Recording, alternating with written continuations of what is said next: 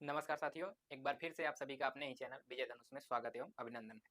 तो इसके जस्ट पहले हम लोगों ने 2 लेक्चर देख रखे हैं, आज हम लोग उसके आगे करेंगे। तो सबसे पहले हम लोग सीखेंगे कि कोऑर्डिनेट सिस्टम होता क्या है, क्योंकि हमें पढ़ना है direction cosine, direction angle and direction ratio. तो ये सारी चीज़ें पढ़ेंगे, लेकिन उससे पहले हम लोगों को सीखना होगा कि कोऑर्डिनेट सिस्टम होता क्या है और ऐसा क्यों बनाया गया कोऑर्डिनेट सिस्टम, ठीक? इसकी ज़रूरत क्यों पड़ी कोऑर्डिनेट सिस्टम की। तो कोऑर्डिनेट सिस्टम हम लोग जान जाएंगे।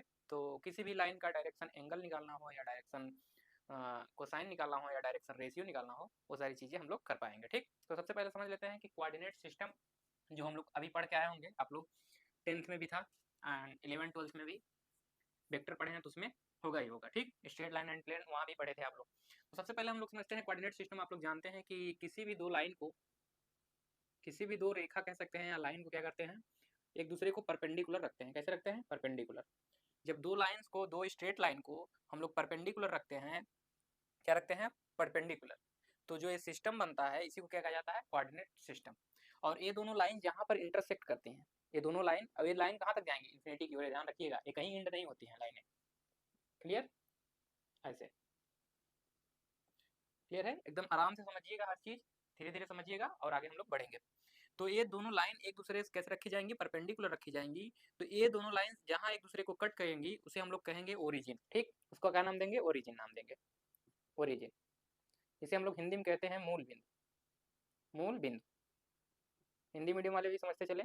बाकी यहाँ लिखना इंग्लिश में ही होगा, हिंदी में अलाउ नहीं है लिखना, तो आप लोग इंग्लिश भी जानते चाहिए। तो हम लोग इसको कहते हैं ओरिजिन, और ओ से स्टार्ट होता है ओरिजिन की स्पेलिंग, इसलिए हम इसको सिंबल देते हैं ओ।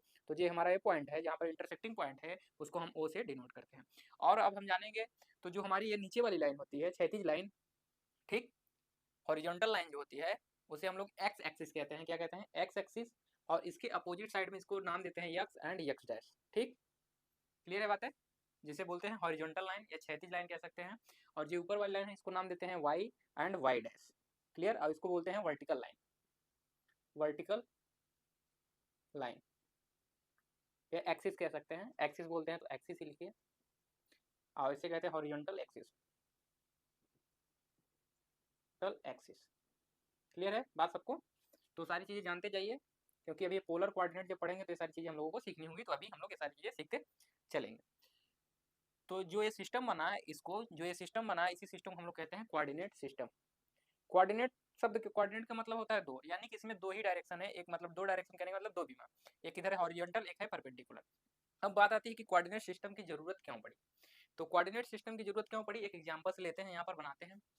मान लीजिए एक गांव लेते हैं, विलेज। कहानी के माध्यम से समझेंगे कि कोऑर्डिनेट सिस्टम की जरूरत क्यों पड़ी। और डेली हम लोग कोऑर्डिनेट सिस्टम का यूज करते हैं, ऐसा नहीं है कि नहीं करते हैं, ठीक? तो मान लीजिए एक घर यहाँ पर है, किसी का होगा, मान ले रहे हैं ये रमेश का घर है। किसका है? रमेश। और यहीं कहीं है सुरेश का घर।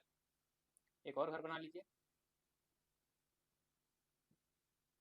ये है सुरेश का घर। ये सुरेश जी का घर है, ये रमेश जी का घर है, ठीक? और यहीं कहीं मान लीजिए एक वृक्ष है। सारी चीजें बनानी है। हम चाहे तो direct direction ratio and direction cosine and direction angle पे आ सकते हैं, लेकिन सबसे पहले हमको जो जरूरी है कि कोऑर्डिनेट सिस्टम है क्या, उसको हम लोग समझते हैं। इसकी जरूरत क्यों पड़ी थी कोऑर्डिनेट सिस्टम की? क्लियर? तो एक वृक्ष है, मान लीजिए, किसका वृक्ष कह रहे हैं? नीम का कह दे रहे हैं। नीम आप लोग जानते होंगे, जो गाँव में है वो लोग जानते हैं, शहर वाले भी जानते होंगे कि नीम का वृक्ष क्या होता है, ठीक? तो एक ट्री है, किसका है? नीम का है। क्लियर बात है? और यहीं कहीं मान लीजिए एक हैंडपम्प है, यहाँ पे मान लेते हैं, या इधर मान लीजिए हैंडपम्प।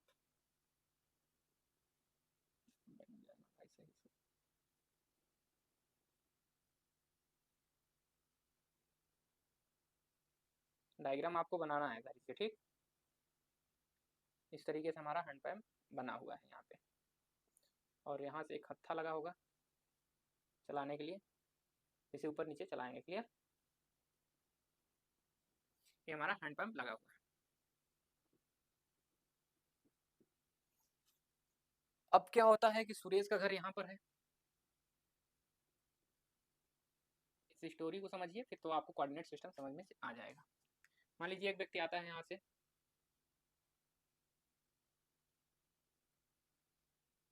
मान लीजिए नाम देते सोहन, मान लीजिए सोहन। सोहन जी यहाँ से आते हैं, टहलते टहलते टहलते टहलते आते हैं, घूमते, मान लीजिए कहीं अननोन पर्सन है और इनको जाना है रमेश के यहाँ। किसके यहाँ जाना है? रमेश के यहाँ जाना है। और ये जो नीम का वृक्ष है इनके घर से नजदीक है। क्लियर? तो ये घूमते घूमते आते हैं यहाँ पे, मान लीजिए यहीं कहीं इनको मिल गए कौन? सुरेश जी। मान लीजिए यहाँ पर घूमते घूमते यहीं कहीं थे वो। तो जब ये यहाँ मिले सुरेश जी सोहन जी को, तो सोहन जी ने पूछा सुरेश जी से कि हमें रमेश के घर जाना है, तो बताइए कैसे जाएंगे। ठीक, तो इन्होंने डायरेक्शन बताया कि यहाँ से चले जाइए आप, यहाँ से सीधे चले जाइए, एक आपको मिलेगा हैंड पैम्प। यहाँ से 2 किलोमीटर चले जाइए सीधे, आपको मिलेगा हैंड पैम्प, और हैंड पैम्प से 3 किलोमीटर की दूरी पे हमारा है घर। यानी कि इनका घर है, एक घर मिलेगा जो कि मेरा घर है। वहां से यहाँ से 2 किलोमीटर की दूरी पे है हैंड पैम्प, और यहाँ से 3 किलोमीटर की दूरी पे क्या है? हमारा घर है।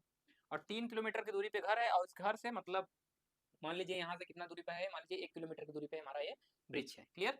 तो उन्होंने बताया कि यहाँ से ऐसे चले जाइए, फिर यहाँ सुरेश के घर पे पहुंचेंगे, तो यहाँ से 1 किलोमीटर की दूरी पे नीम का ब्रिज है, और नीम से अगर आप सीधे चले जाएंगे तो सुरेश का घर लगभग 0.5 किलोमीटर पे है। उन्होंने इस तरीके से इनको बता दिया। क्लियर? तो आप देख रहे हैं कि यहाँ पर कोऑर्डिनेट सिस्टम का यूज हो रहा है, लेकिन हमें पता नहीं लग रहा है कि कोऑर्डिनेट सिस्टम का यूज यहाँ पर कैसे हो रहा है। सबसे पहले इन्होंने जब कहा सुरेश जी ने सोहन जी से कि आप यहाँ से सीधे चले जाइए कहाँ पर? हैंड पैम्प की ओर। तो इन्होंने क्या कहा, जब यहाँ से फिक्स किया 2 किलोमीटर, तो उन्होंने यहाँ पर इस पॉइंट को माना फिक्स, यानी इसको माना ओरिजिन, और इन्होंने कहा यहाँ से सीधे चले जाइए, सीधे यानी कि ऐसे डायरेक्ट चले जाइए कहाँ पर? हैंड पैम्प पे। फिर उन्होंने कहा हैंड पैम्प पे आने के बाद आप 3 किलोमीटर इधर चले जाइए, और फिर इन्होंने इसको माना आप ओरिजिन, यहाँ पर कोऑर्डिनेट सिस्टम फिक्स कर लिया, इसको कहा कि एक्स एक्सिस में अब आपको जाना है। और फिर उन्होंने कहा जैसे ही मेरा घर आ जाएगा, ठीक वहां से 1 किलोमीटर नीम का एक जाएंगे तो एक नीम का वृक्ष मिलेगा, वहां से फिर आपको चला जाना है 0.5 किलोमीटर, कहाँ पर? रमेश के यहाँ। तो उन्होंने अलग अलग जगह पे अलग अलग क्या किया? अपना कोऑर्डिनेट फिक्स किया। सो स्टार्टिंग में उन्होंने यहाँ पर कोऑर्डिनेट फिक्स किया, तो यहाँ पर उन्होंने माना कितना? 0। जब स्टार्टिंग में इन्होंने यहाँ पर फिक्स किया तो इस तरीके से उन्होंने कोऑर्डिनेट सिस्टम फिक्स किया। आप समझना चाहें तो ऐसे डायग्राम बना सकते हैं यहाँ पे। ठीक, तो उन्होंने यहाँ से फिक्स किया, तो यहाँ से नापना स्टार्ट किया, तो उन्होंने देखा कि यहाँ से 2 किलोमीटर नीचे की ओर आए। क्लियर? तो 2 किलोमीटर आने के बाद फिर जब जैसे ही हैंड पैम्प पहुंचे, तो उन्होंने हैंड पैम्प को अब क्या माना? अपना ओरिजिन मान लिया। तो ओरिजिन कहीं भी फिक्स करते हैं, कोऑर्डिनेट सिस्टम आप कहीं भी लगा सकते हैं।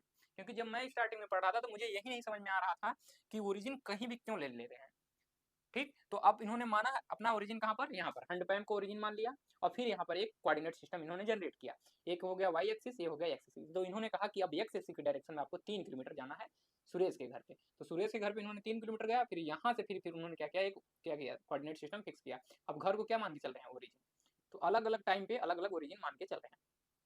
क्लियर? फिर यहाँ से कहे कि यहाँ से कितने किलोमीटर जाना है? 1 किलोमीटर। कहाँ जाना है? नीम के ब्रिज की ओर। तो इन्होंने यहाँ से वाई एक्सिस के डायरेक्शन में ऊपर की ओर कहाँ आए? नीम के ब्रिज की ओर चले आए। फिर जब यहाँ पर आए तो इन्होंने इसको ओरिजिन माना और कहा कि ओरिजिन से अब यहाँ से नीम के ब्रिज से 0.2 किलोमीटर कहाँ चला जाना है? रमेश के घर। तो वही क्या है? रमेश का घर है। तो इन्होंने फिर यहाँ पर ओरिजिन अपना फिक्स किया और यहाँ पर कोऑर्डिनेट सिस्टम फिक्स किया। यानी स्टार्टिंग में इन्होंने जब जहाँ थे वहीं पर क्या किया? ओरिजिन जनरेट किया, और उसको वहीं पर ओरिजिन जनरेट करने के बाद उन्होंने एक कोऑर्डिनेट सिस्टम अपना माना, इमेजिनेशन। हालांकि वो इमेजिनेशन नहीं कर रहे हैं, लेकिन वास्तव में एक हो वही रहा है, कोऑर्डिनेट सिस्टम बन रहा है। और उन्होंने कहा वहां से कितने किलोमीटर आइए? 2 किलोमीटर आइए। फिर जैसे ही उन्होंने कहा हैंड पैम्प से, जैसे ही उन्होंने कहा कि हैंड पैम्प से आपको जाना है राइट साइड में या लेफ्ट साइड में, जिधर भी डायरेक्शन बताए होंगे, 3 किलोमीटर चले जाना है राइट में। यानी वो एक्स एक्सिस की बात कर रहे हैं कि एक्स एक्सिस में, पॉजिटिव एक्स एक्सिस की डायरेक्शन में आपको जाना है। क्लियर बात है? तो पॉजिटिव एक्स एक्सिस की डायरेक्शन में कितने किलोमीटर जाना है? 3 किलोमीटर जाना है। तो 3 किलोमीटर के बाद इनका खुद का घर मिलेगा, सुरेश का घर मिलेगा।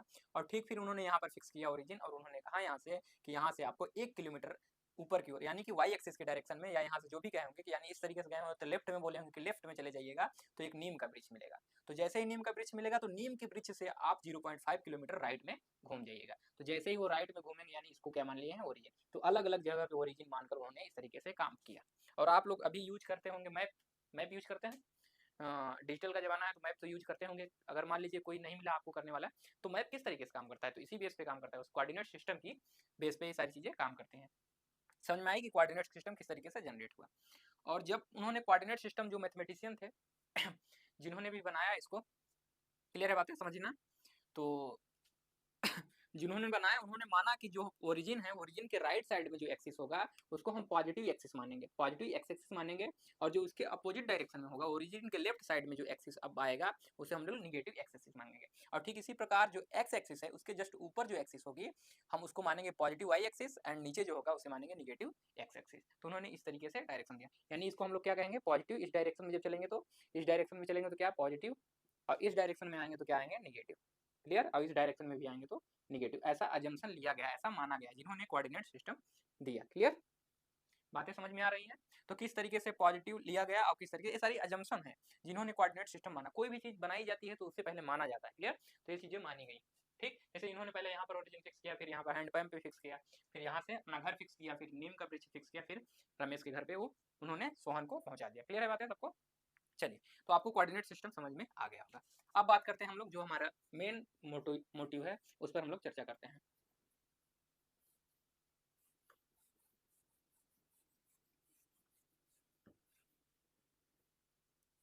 अब हम लोग बात करेंगे डायरेक्शन एंगल क्या होता है। तो हेडिंग लगाइएगा डायरेक्शन एंगल और समझेंगे, फिर उसके बाद लिखेंगे डायरेक्शन एंगल। डायरेक्शन एंगल्स क्या होते हैं, ये सारी चीजें आप लोग पढ़ चुके हैं इंटर में भी। जो हिंदी मीडियम के छात्र हैं वो लोग भी पढ़े हैं, और जो इंग्लिश मीडियम के छात्र हैं वो लोग भी डायरेक्शन एंगल के बारे में जानते हैं, जो इंटर में आप लोग पढ़े होंगे। क्लियर, तो क्या होता है डायरेक्शन एंगल उसके बारे में जान लेते हैं। मान लीजिए हमारा क्या है, कोऑर्डिनेट एक्सिस है। अब हम लोग बात करते हैं कोऑर्डिनेट एक्सिस, जिस तरीके से हमने देखा कोऑर्डिनेट, अब यहाँ पर 3D में बात करेंगे, यानी 3 डायमेंशनल चलेंगे। ये जो हमारा था द्विबिंबी कोऑर्डिनेट सिस्टम था। क्लियर, तो अब यहाँ पर हम लोग 3D में बात करेंगे, यहाँ यानी आप यहाँ पर 3 एक्सिस आ जाएंगी, एक्स, इस तरीके से 3 एक्सिस, यानी ये एक्स एक्सिस है, ये वाई एक्सिस है, एक्स एक्सिस वाई एक्सिस। जो हमारा ये जेड एक्सिस होता है, ये बोर्ड में दिख रहा है, भले ये बोर्ड में दिख रहा है, यानी कि तीनों एक ही प्लेन में दिख रहे हैं, लेकिन ऐसा नहीं है वास्तव में। वास्तव में इसको अगर दिखाया जाए तो आपको बता रहे हैं, 1 मिनट। तो ये कुछ इस तरीके से है, देखिएगा यहाँ पर दिख रहा होगा, ठीक इस तरीके से है हमारा कोऑर्डिनेट। क्लियर, तो जो इधर है हम लोग एक्स एक्सिस को मान कर रहे हैं, जो इधर है वाई एक्सिस, ये जो ऊपर है परपेंडिकुलर, इसको हम कह रहे हैं जेड एक्सिस। क्लियर है बातें सबको समझ में आ रही दिख रही है सबको? तो ये तीनों जो लाइनें हैं ये तीनों क्या हैं, परपेंडिकुलर हैं। और इसी को अगर हम बनाना चाहें, यहाँ से ध्यानपूर्वक देखिएगा कुछ इस तरीके से, तो यहाँ से आपको दिख रही होंगी, अगर आपको दिख रहा होगा सही से तो 1 मिनट रुक जाइए, इस तरीके से। तो आप लोग देख रहे होंगे एक्स एक्सिस, और देखिए इसके जस्ट नीचे इधर भी एक लाइन गई है, इधर भी एक लाइन गई है, इधर और इधर ऊपर भी और नीचे भी। यानी जो राइट साइड में हम लोग एक को एक्सिस पॉजिटिव एक्सिस मानेंगे, एक को पॉजिटिव वाई एक्सिस, एक को पॉजिटिव जेड एक्सिस, एंड इसके जो अपोजिट होंगे डायरेक्शन में उसको मानेंगे minus X axis, Y axis, minus Y axis and minus Z axis. तो ये सारी चीजें क्लियर हो गई होंगी। यानी जो हमारा जेड एक्सिस दिख रहा है वो यानी कि इस तरीके से कुछ है। क्लियर है बातें सबको समझ में आ रही है?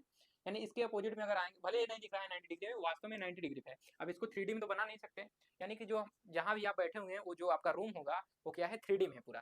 क्लियर, तो जो दो दीवारें दिख रही होंगी, और कॉर्नर पे देखेंगे आप लोग, जहाँ पर दीवार होगी उसके कॉर्नर पे देखिए, तो वहाँ पर 3 लाइनें आपको दिख रही होंगी। जब जो फर्श होगा उस पर देखिए 2 लाइनें गई होंगी दो साइड से, और उसके जस्ट ऊपर एक लाइन गई होगी। तो ये तीनों क्या है, 3 एक्सिस, नीचे वाली 2 लाइनें X axis Y axis, and ऊपर वाली क्या है हमारी जेड एक्सिस है। क्लियर है, समझ में आ गई सभी को बातें? ठीक, ठीक, अगर उसी दीवार की अगर दूसरी साइड भी एक दीवार बनी होगी और उसके जस्ट बगल में दीवार बनी होगी और उस साइड पे, तो वो लाइन आगे की ओर बढ़ाएंगे तो उस साइड निकलेगी, तो उसको मानेंगे माइनस एक्स एक्सिस, उसके आगे अगर निकालेंगे तो माइनस वाई एक्सिस, एंड ऊपर वाली जो है उसके नीचे चले जाएंगे तो माइनस जेड एक्सिस। क्लियर होगी बातें सबको? चलिए, तो कहा जाता है कोई भी लाइन, लाइन जानते हैं ना, तो कोई भी line positive x axis, Y axis and positive Z axis से जितना एंगल बनाती है उसी को हम लोग कहते हैं डायरेक्शन एंगल। मान लीजिए हमारी लाइन है, कोई लाइन दे रहे हैं, नाम दे दे कुछ, मान लीजिए यल नाम दे रहे हैं, मान लीजिए एक लाइन है यल, हमारी लाइन है। तो ये लाइन पॉजिटिव एक्स एक्सिस से, किससे, पॉजिटिव एक्स एक्सिस से, पॉजिटिव एक्स एक्सिस से एंड पॉजिटिव वाई एक्सिस से, तो इस तरीके से बनाइएगा, इधर की ओर direction, positive x axis, positive Y axis and positive Z axis से। अब बहुत लोगों को लग रहा होगा कि ये एंगल बहुत बड़ा है, बहुत बड़ा एंगल नहीं है। क्लियर, क्योंकि ये वास्तव में इस तरीके से। क्लियर, तो यहाँ से जब बनेगा एंगल तो इसका इस तरीके से बनेगा एंगल। क्लियर है बात? यहाँ से जैसे ये बना है, जैसे ठीक इसके प्रकार इस प्रकार, समझ में आ रही है? यहाँ पर मार्कर ऊपर की ओर है, तो ये जो हमारी जेड एक्सिस दिख रही है वास्तव में बोर्ड में नहीं है, वो इस तरीके से है, इसी को हमने मोड़ के मान लीजिए इस पे कर दिया है, तो आपको ये इस तरीके से क्लियर दिख रहा है। ठीक, तो कोई भी line positive x axis, positive Y axis and positive Z axis से जितना भी एंगल बनाती है उसी को कहा जाता है डायरेक्शन एंगल। तो मान ले रहे हैं हम कि जो हमारा लाइन है, लाइन क्या है हमारा यल, वो एक्स एक्सिस से alpha angle and Y axis से beta angle and Z axis से गामा एंगल फॉर्म कर रही है, यानी बना रही है। तो जो अल्फा बीटा एंड गामा है वो इस लाइन के क्या कहे जाएंगे, डायरेक्शन, डायरेक्ट एंगल कहे जाएंगे। बात समझ में आई सभी को? तो डायरेक्शन एंगल क्या होंगे लाइन यल के, जो डायरेक्शन एंगल्स, तो डायरेक्शन एंगल्स क्या हुए बताइए यहाँ से, अल्फा हो गया, बीटा हो गया एंड गामा हो गया। क्लियर बात है? तो हमारे डायरेक्शन एंगल क्या होंगे, अल्फा बीटा गामा। कोई भी पूछे कि डायरेक्शन एंगल क्या होता है तो आपको सीधे बताना है कि कोई भी स्ट्रेट लाइन, ये लाइन क्या होगी, स्ट्रेट लाइन होगी, ठीक। तो कोई भी straight line positive x axis, positive Y axis and positive Z axis से जितना एंगल बनाती है वही उसका क्या कहा जाता है, डायरेक्शन एंगल कहा जाता है। अब बात करते हैं डायरेक्शन एंगल, सारी चीजें तीनों डिफिनेशन एक साथ ही लिखा देंगे, समझ लेते हैं पहले। तो पहला बात आती है डायरेक्शन एंगल, दूसरी जो पॉइंट हम लोगों का पढ़ने वाले हैं वो डायरेक्शन कोसाइन क्या होता है। तो डायरेक्शन कोसाइन जान लेते हैं, फिर उसके बाद डायरेक्शन कोसाइंस। तो डायरेक्शन कोसाइन क्या होता है कि कोई भी straight line positive x axis, positive Y axis and positive Z axis जितना एंगल बनाती है उसको हम लोग कहते हैं डायरेक्शन एंगल। और इन एंगल्स का अगर हम लोग क्या ले लें, कोसाइन ले लें, तो जो मिलेगा हमें उसी को हम लोग कहते हैं डायरेक्शन कोसाइन। यानी कि अगर इसका कोसाइन ले लें तो इसका मतलब क्या होगा, कोसाइन का मतलब कॉस। तो यहाँ cos alpha and cos beta and cos gamma, तो ये जो मिला हमें cos alpha and cos beta and cos gamma, यही कहा जाता है इस लाइन का डायरेक्शन कोसाइन, ठीक। तो इसको बोलेंगे डायरेक्शन कोसाइन। अब बात आती है तीसरा डायरेक्शन रेशियो। तो अब डायरेक्शन रेशियो के बारे में भी जान लें। डायरेक्शन रेशियो क्या होता है, डायरेक्शन रेशियोज, डायरेक्शन रेशियोज। तो किसी भी देखिए direction angle, direction cosine and direction ratio अगर कोई पूछ ले किसके होते हैं तो किसी स्ट्रेट लाइन के होते हैं। क्लियर? तो ये जो लाइन है इसका जो डायरेक्शन रेशियो होगा, तो जो हमारा क्या मिला है डायरेक्शन कोसाइन जो मिले हैं, तो ऐसे 3 नंबर मिल जाए हमको, ऐसे 3 नंबर्स जो कि क्या हो, डायरेक्शन कोसाइंस के क्या हो, प्रोपोर्शनल हो। प्रोपोर्शनल कहने का मतलब जानते हैं, डायरेक्टली प्रोपोर्शनल हो तो उसे हम लोग क्या कहेंगे, डायरेक्शन रेशियोज कहेंगे किस, इस लाइन का। जैसे मान ले रहे हैं डायरेक्शन कोसाइन हमारा क्या है, cos alpha and cos beta and cos gamma, ये क्या है हमारे डायरेक्शन कोसाइंस है। अब हमें निकालना है डायरेक्शन रेशियो, तो एक नंबर ऐसा ले लें, हमें क्या करना है कि ऐसे 3 नंबर्स मिल जाएं जो इनके क्या हो, डायरेक्शनली प्रोपोर्शनल हो, किसके, डायरेक्शन कोसाइंस के। तो डायरेक्शन कोसाइंस के प्रोपोर्शनल होने का मतलब अगर इसमें हम क्या मल्टीप्लाई करते हैं, कोई नंबर मान लीजिए हम ले रहे हैं, जैसे इसको मान ले रहे हैं कि हमारा जो आया डायरेक्शन कोसाइंस ये मान ले रहे हैं ये आ गया कुछ किस तरीके से, अगर ले मान लीजिए इसको 1/2 ले रहे हैं और इसको क्या ले लें, इसको भी 1/2 ले रहे हैं, इसको 1 ले रहे हैं, ठीक। ये cos अल्फा इक्वल टू 1 है, इसको भी 1, इसको 1 मान ले रहे हैं, तो इस तरीके से हमें एक नंबर मिल गया, ठीक। तो अगर इसके मतलब इस प्रोपोर्शनल होने का मतलब कोई भी अगर कोई भी चीज प्रोपोर्शनल होता है तो इसका मल्टीपल होता है। अगर मान लीजिए इसी में हम लोग 2 से मल्टीप्लाई करते हैं तो एक यहाँ पर क्या मिलेगा, तो एक नंबर ऐसा मिल जाएगा, हमें 2 से मल्टीप्लाई करते हैं यहाँ पे, तो यहाँ भी 2 से मल्टीप्लाई करेंगे तो यहाँ से क्या मिलेगा बताइए। तो इसमें 2 से अगर मल्टीप्लाई कर देंगे तो जो आएगा तो यहाँ से क्या मिलेगा, हमारा यहाँ से मिल जाएगा 1, और यहाँ से क्या मिलेगा बताइए, यहाँ से भी क्या मिलेगा ये 1, और यहाँ से क्या मिल जाएगा 2। तो ये जो नंबर मिला ऐसे 3 नंबर्स, यानी कि 1 मिला, 1 मिला एंड 2 मिला, तो ये 3 नंबर हुए, 1 1 एंड 2। तो ये 3 नंबर मिले, तो ये क्या है, इसके डायरेक्टली प्रोपोर्शनल। डायरेक्टली प्रोपोर्शनल कहने का मतलब कि ये जो नंबर्स हैं किस पे डिपेंड कर रहे हैं, इन तीनों पे डिपेंड कर रहे हैं। जैसे v equal to I R आपने पढ़ा है, v equal to I R, तो जो आर आता है वो क्या होता है, कांस्टेंट होता है, नियतांक होता है, v डायरेक्टली प्रोपोर्शनल टू आई। तो आप बताते हैं ना कि जो वोल्टेज होता है वो करंट के डायरेक्टली प्रोपोर्शनल होता है। क्लियर बात है? तो यही कहा जा रहा है, यानी जो हमारे डायरेक्शन रेशियो किस पे डिपेंड, जैसे हमारा जो वोल्ट होता है वो किस पे डिपेंड करता है, करंट पे। तो करंट पे जो प्रोपोर्शनल जब हटता है तो यहाँ से क्या आता है, v इक्वल टू आई, और जो हमारा एक प्रोपोर्शनली कांस्टेंट क्या आ जाता है हमारा आर, इसी को हम लोग रेजिस्टेंस बोल देते हैं। ठीक इसी प्रकार जो हमारा है ये डायरेक्टली प्रोपोर्शनल है इसके। तो मान ले रहे हैं कोई नंबर होगा इसके डायरेक्टली प्रोपोर्शनल होगा, अगर इसके डायरेक्टली प्रोपोर्शनल है ये नंबर, तो ये जो नंबर्स मिले हैं किस पे डिपेंड कर रहे हैं, cos alpha, cos beta and cos gamma पे। यानी 1 इक्वल टू अगर हमें निकालना होगा जो हमारा 1 1 2 है तो कैसे निकलेगा, जो हमारा कॉस अल्फा था, यानी मान लीजिए 1 इज डायरेक्टली प्रोपोर्शनल टू, हम लोग क्या लिखेंगे यहाँ पर कॉस अल्फा, एंड यहाँ भी 1 है तो डायरेक्टली प्रोपोर्शनल किसके होगा, कॉस बीटा, यानी दूसरा नंबर है तो दूसरा, एंड तीसरा जो होगा हमारा 2 is directly proportional to cos gamma. यानी 1 1 एंड 2 किस पे डिपेंड कर रहे हैं, जो डायरेक्शन रेशियोज हैं, ये रेशियो हैं, ध्यान रखिएगा, डायरेक्शन रेशियोज किसके डायरेक्टली प्रोपोर्शनल है, हमारे डायरेक्शन कोसाइन के। तो इस तरीके से डिपेंड कर रहे हैं, यानी इसको जब हटाएंगे डायरेक्टली प्रोपोर्शनल को यहाँ से, मतलब कि जो हमारा ये क्या है डायरेक्टली प्रोपोर्शनल, यानी प्रोपोर्शनलिटी कांस्टेंट ये जो है इसको हटाएंगे साइन को, तो यहाँ से मिलेगा हमें इक्वल का साइन, और ये डिपेंड करेगा कॉस अल्फा, यानी कि मान ले रहे हैं कोई के मिला हमें, तो कॉस अल्फा हो जाएगा यहाँ से, और इसको हटाएंगे तो यहाँ भी कोई मिलेगा, तो इसको क्या लिखेंगे यहाँ पर 1 जो हमारा है यहाँ से मिलेंगे के टाइम्स कॉस बीटा, और इसको भी हटाएंगे तो यहाँ से मिलेगा के टाइम्स कॉस गामा। क्लियर है बात है? तो इस तरीके से हमें मिला के टाइम्स कॉस गामा। तो आप देख रहे हैं के की वैल्यू क्या होगी, तो हमने के की वैल्यू क्या चूज की थी 2, यानी के की वैल्यू यहाँ पर हम लोग रखेंगे क्या 2, यानी कॉस, अब देखिए यहाँ से वैल्यू अगर निकालना चाहे के की वैल्यू क्या आएगी, तो ऐसे निकाल सकते हैं, कॉस अल्फा इक्वल टू कितना माने थे हम लोग 1/2, तो यानी के टाइम्स 1/2, तो यहाँ से क्या आ जाएगा बताइए, इसको इस तरह मल्टीप्लाई करेंगे तो जो हमारा के आया यहाँ से 2 आ गया। क्लियर? यहाँ से भी निकाल सकते हैं, तो यहाँ से अगर देखना चाहें तो 1 था हमारा, सॉरी के times cos gamma, cos beta कितना माने हैं 1/2, यानी 1/2, तो यहाँ से भी क्या आया हमारा 2 आ गया। एंड यहाँ से हमारा क्या आ जाएगा बताइए, के टाइम्स, और कास गामा की वैल्यू क्या है हमारी, यहाँ से कास गामा की वैल्यू यहाँ पर हमने माना था 1 और फिर हमने 2 से मल्टीप्लाई किया था यानी 1, तो यहाँ से जो हमारी के की वैल्यू आएगी इन दोनों से देखेंगे कंपेयर करेंगे तो के की वैल्यू जो हमारी निकल के आएगी वो कितनी आ जाएगी। अच्छा यहाँ पर 2 लेके चले थे ना, तो यहाँ 2 लिखिए, 2 इज डायरेक्टली प्रोपोर्शनल, तो यहाँ से 2 इक्वल टू हमारा आ जाएगा, तो यहाँ से के की वैल्यू क्या आ जाएगी 2। क्लियर, तो आप देख रहे हैं तीनों केस में जो हमारी के की वैल्यू आ रही है वो सेम आ रही है। तो प्रोपोर्शनल कहने का मतलब ऐसे 3 नंबर्स मिल जाएं जो किस पे प्रोपोर्शनल हो, cos alpha, cos beta and cos gamma, यानी इन तीनों पे डिपेंडेंट हो, तो उस नंबर्स को हम क्या कहेंगे, डायरेक्शन रेशियोज कहेंगे। क्लियर है बातें। चलिए तो चलिए डिफिनेशन लिखते हैं फिर आगे बढ़ते हैं हम लोग।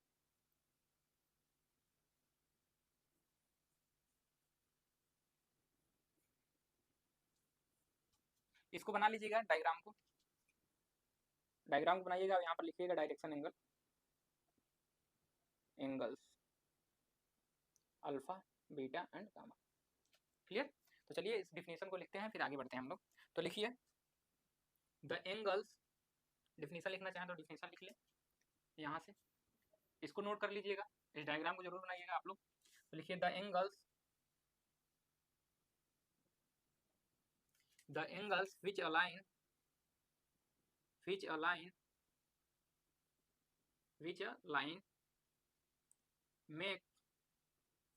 which align makes with the positive direction of x axis, positive of x axis, comma y axis, comma z axis are called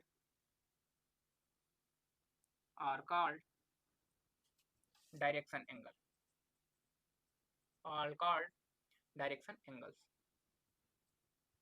इसी को शॉर्ट फॉर्म में लिखा जाता है DAS, तो इसको लिख लीजिएगा आप लोग डायरेक्शन एंगल को DAS।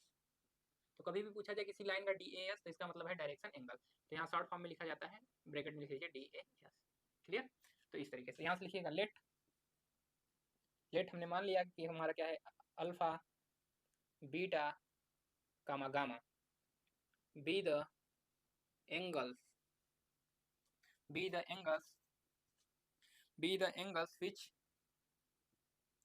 a line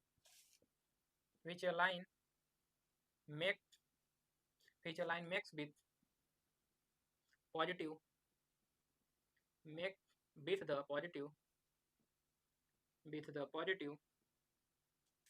x positive direction of x axis, comma y axis and z axis respectively। यहाँ जगह नहीं तो यहाँ लिख लीजिए रिस्पेक्टिवली।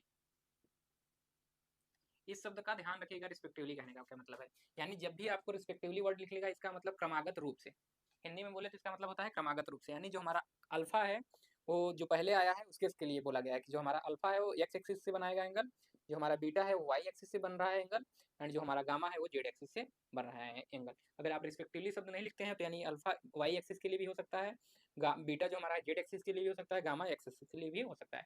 यानी जैसे ही आप रिस्पेक्टिवली शब्द लिखते हैं तो जिस तरीके से इसको जिस ऑर्डर में लिखे हैं उसका मतलब यही उसी ऑर्डर में चल रहा है, एंगल बन रहा है, यानी अल्फा एक्स एक्सिस के साथ, बीटा वाई एक्सिस के साथ एंड गामा जेड एक्सिस के साथ बन रहा है। कभी भी अगर आपको एग्जाम में लिखना हो डेफिनेशन, अगर आप इसको छोड़ देते हैं तो आपके मार्क्स 0 हो जाएंगे। तो कैसे लिखना है और क्या लिखना है वो सारी चीजें आपको पता होनी चाहिए प्रॉपर। क्लियर है बातें सबको। तो यहाँ से लिखेंगे Y axis and Z axis, then alpha beta and gamma are क्या हो जाएंगे, डायरेक्शन एंगल, या लिख सकते हैं आर कॉल्ड डायरेक्शन, या लिखिए are the direction angles of that line. That line मतलब जो हमने लाइन बनाई है उसी लाइन का क्या है, ये सब तीनों क्या है, डायरेक्शन एंगल्स हैं। तो डिफिनेशन लिख लीजिए, फिर उसके आगे चलते हैं। सारी चीज़ें हमने समझा ही रखी हैं, अगर डिफिनेशन प्रॉपर लिखिए आप लोग, फिर उसके आगे बढ़ते हैं।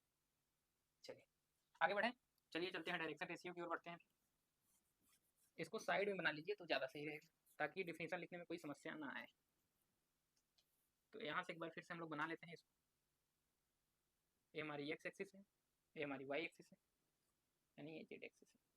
किसी को इस समझने में दिक्कत नहीं हो रही, जैसे हमने कोऑर्डिनेट सिस्टम के लिए बनाया, द्विविमीय के लिए बताया था हमने कोऑर्डिनेट सिस्टम, तो उसको तो आप लोग समझ गए हैं किस तरीके से। इसी प्रकार 3D में, जैसे आपको आसमान में जाना है तो 3D की जरूरत पड़ जाती है। आपको कोई कह दे ऊपर इतना 4 किलोमीटर जाना है यहाँ से, तो ओरिजिन कहीं कहीं फिक्स करेगा, फिर ऊपर की ओर बात करेगा, तो ठीक है हमारी एक और बढ़ जाती है। तो यहाँ से हमारा क्या था, एक लाइन हमने माना, इसको लाइन मान लीजिए ओरिजिन हो, अगर इसको ए मानते हैं तो ओ ए लाइन होगी, अब इसी को हम एल लाइन कह रहे हैं, ठीक। तो एल लाइन है तो मान ले रहे हैं इसको पॉजिटिव एक्स एक्सिस कितना alpha angle, and positive Y axis से beta angle, and positive Z axis से गामा एंगल बनाता है, क्लियर। और माइनस एक्स एक्सिस इस तरीके से होगा, एंड वाई एक्सिस नीचे की ओर होगा, एंड जेड एक्सिस इस बोर्ड के अंदर की ओर होगा, जेड एक्सिस हमारा ऊपर की ओर है, ठीक। क्लियर है बातें सबको। तो इस तरीके से आप लोग बना लीजिए। तो यहाँ से हमारा हो गया था क्या, डायरेक्शन एंगल। अब डिफिनेशन लिखेंगे डायरेक्शन रेशियो। चलिए, तो डायरेक्शन कोसाइन लिखेंगे, फिर डायरेक्शन रेशियो। तो अगला हेडिंग लगाइएगा, फर्स्ट हो गया हमारा, इसको सेकंड करके लिखिएगा direction cosines.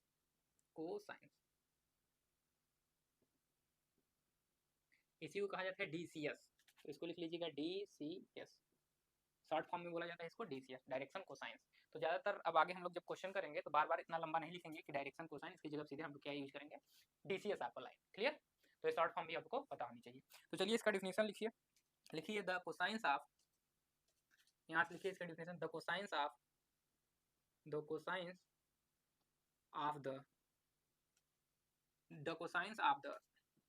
Direction angles of a line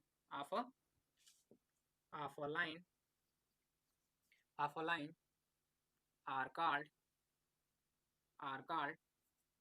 direction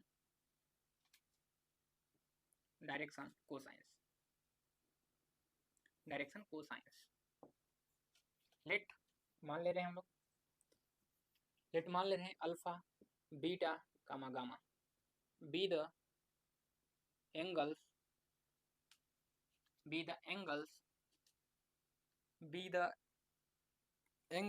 which a line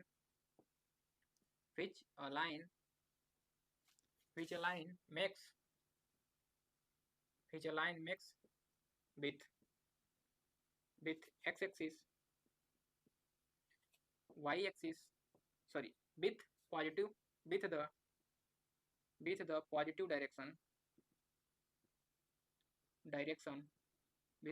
direction of X axis. इस बात को लिखना बहुत जरूरी है कि पॉजिटिव एक्स एक्सिस से, ठीक। अगर इसको नहीं लिखते हैं तब भी आपका नंबर कट जाएगा, ध्यान रखिएगा। तो इलाहाबाद यूनिवर्सिटी में जो भी हैं या इससे एफिलेटेड जो भी जिस कॉलेज में हो, चाहे IISDC हो, CMP हो, ईश्वर शरण हो, SS खन्ना हो, मतलब इलाहाबाद यूनिवर्सिटी से जितने भी एफिलेटेड कॉलेज है, सबका पेपर जो होता है वो कैंपस से ही बनता है और सारी चीज़ें वही रहेंगी सेम टू सेम, ठीक। तो आप लोग डिफिनेशन लिखने में तनिक भी मिस्टेक मत कीजिए, क्लियर। तो जिस तरीके से प्रॉपर वे में लिखा जा रहा है वैसे लिखिएगा, positive x axis, Y axis and Z axis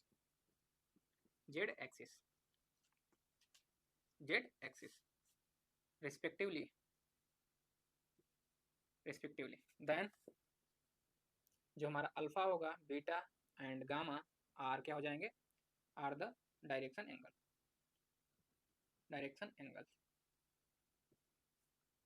तो ये डायरेक्शन एंगल हो गया। तो बताइए इसका अगर हम कॉस ले लेंगे तो क्या हो जाएगा। तो यहाँ से लिख सकते हैं, इतना लिखें, तो यहाँ से लिखिएगा देन करके लिखिए, या लिखिए नाउ, या देयरफॉर, इसीलिए लिखिए जो हमारा क्या होगा, कॉस अल्फा होगा, कॉस बीटा। डिफिनेशन क्या कहता है कि जो भी हमारा डायरेक्शन एंगल है उसका क्या लेना है हमको, क्या लेना है, कोसाइन लेना है। कोसाइन का मतलब cos alpha, cos beta and cos gamma are called, या आर कॉल्ड लिखिए या आर लिख सकते हैं, आर द क्या हो जाएंगे, direction cosine, are the direction cosine of that line. तो इसको भी नोट करिए फटाक से, फिर इसके आगे हम लोग बढ़े। क्लियर हो गई सबके यहाँ पर डिफिनेशन। अगली पे चलिए, तो नेक्स्ट पे चलते हैं।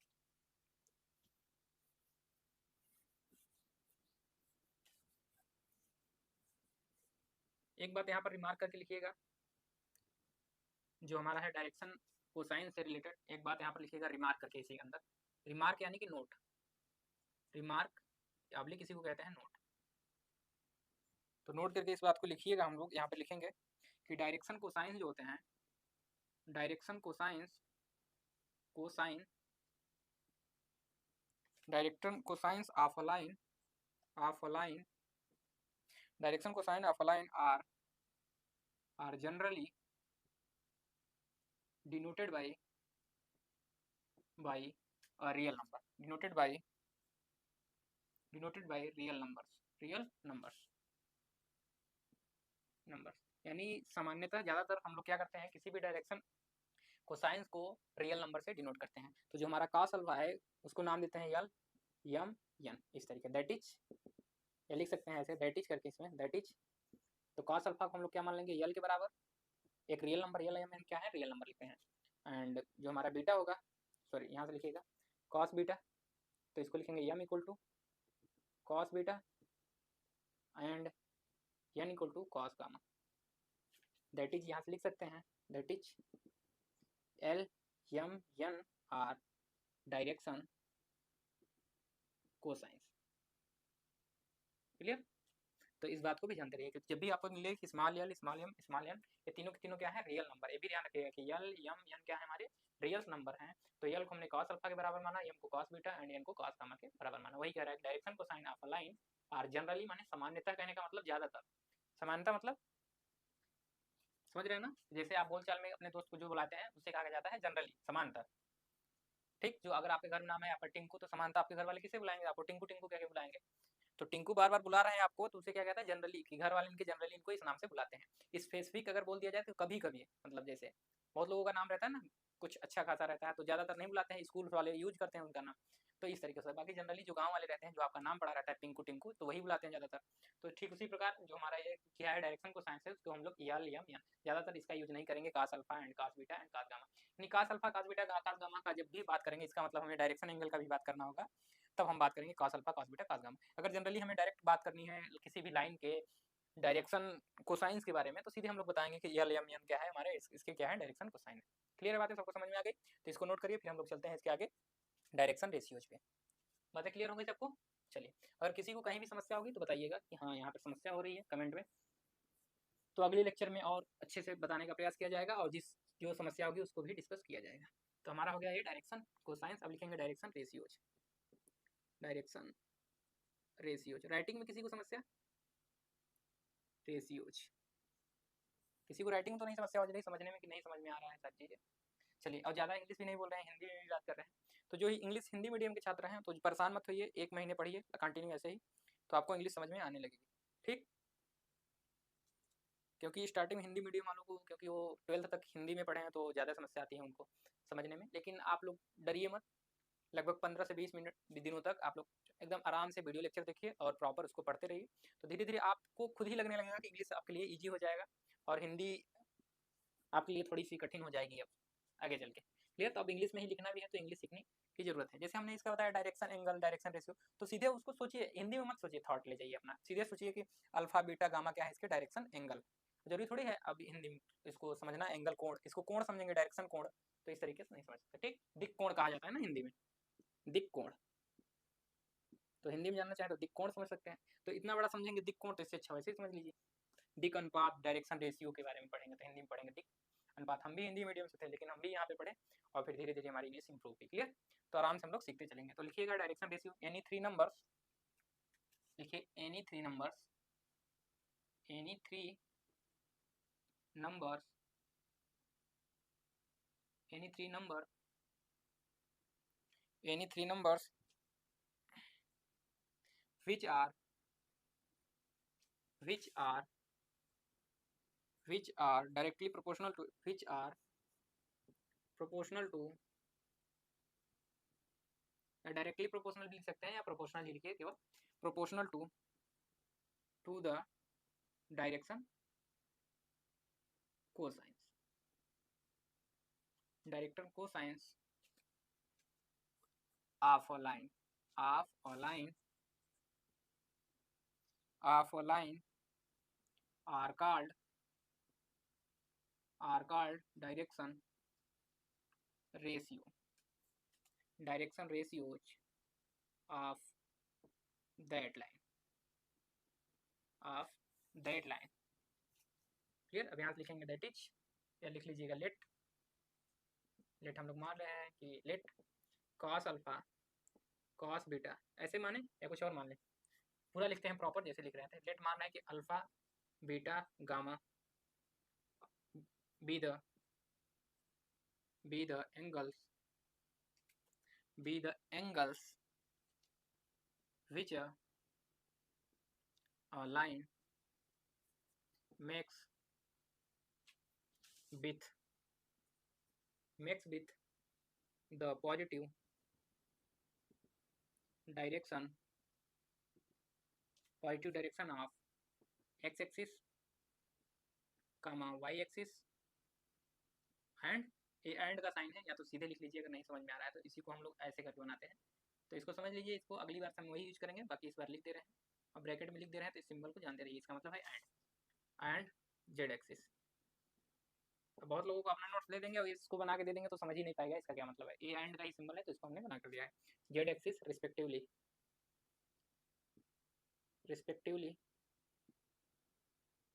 देन तब बताइए जो हमारा कॉस अल्फा होगा वो क्या होगा? Cos alpha cos beta and cos gamma क्या होंगे बताइए जल्दी से।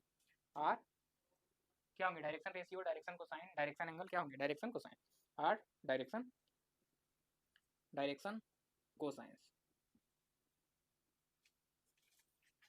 तो बताइए डायरेक्शन रेशियो क्या होगा यहाँ पे? तो यहाँ से लिख सकते हैं डायरेक्शन रेशियो जो हमारा होगा इसके डायरेक्टली प्रोपोर्शनल होगा, यानी ऐसे नंबर मिलने चाहिए। तो हम इसमें क्या करें, वो नंबर ढूंढने के लिए जो इनके डायरेक्टली प्रोपोर्शनल हो, यानी इसमें कुछ मल्टीप्लाई करते हैं तभी तो इस पर डिपेंड करेगा। तो मान लीजिए किसी नंबर से अगर इसमें मल्टीप्लाई करें जो कि लेमडा से मल्टीप्लाई करें जो कि नॉन जीरो होना चाहिए, ठीक। तो लेमडा जो कि जीरो के बराबर नहीं है उससे मल्टीप्लाई करेंगे तो क्या मिलेगा हमें? Cos alpha. समझने के लिए भी समझ लीजिए, फिर लिखाते हैं इसको। Cos alpha lambda times cos alpha, lambda time cos beta and lambda times cos gamma. तो ये तीनों वैल्यू अलग अलग होंगे। क्लियर? तो तीनों वैल्यू अलग होंगे तो तीन नंबर मिल गए, और तीनों नंबर किस पे डिपेंड कर रहे हैं? कॉस अल्फा पे। क्योंकि हमारा लेमडा कॉस अल्फा कैसे आएगा? इसमें कुछ मल्टीप्लाई होगा, यानी कि जो हमारा लेमडा कॉस अल्फा है, लेमडा कॉस अल्फा यहाँ पर कॉस अल्फा इंटू यहाँ पर कुछ नंबर मल्टीप्लाई करेंगे जो कि अल्फा के बराबर। मान लेंगे अगर कुछ नंबर मान लीजिए उसको कह रहे हैं अल्फा डैश, तो यानी अल्फा के बराबर अल्फा डैश, यानी कि अल्फा इक्वल टू क्या हो जाएगा हमारा? Alpha dash. क्लियर बातें समझ में आ रही? तो किसी पे डिपेंड करना चाहिए, तो वो तीन नंबर हमारे क्या मिलेंगे तो उसको मल्टीप्लाई करके यहाँ से लिख देंगे। तो यहाँ से लिखेंगे नाउ, या लिख सकते हैं देयरफॉर, इसीलिए, या देन करके लिख सकते हैं। नाउ लिखेंगे लेमडा टाइम्स, या देयरफॉर करके लिखेंगे देयरफॉर, इसीलिए जो लेमडा टाइम्स कॉस अल्फा होगा, हमारा lambda times cos beta and lambda times cos gamma are called direction ratios.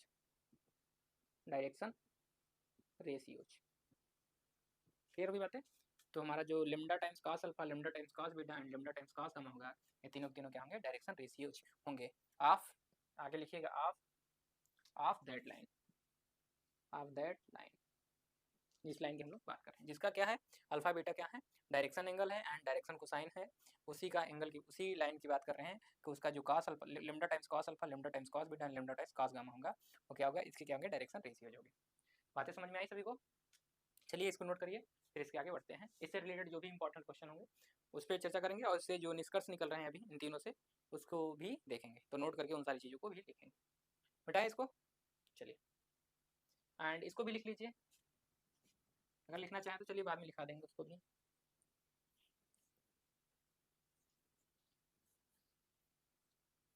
या यहीं पे लिख लीजिए नोट करके रिमार्क।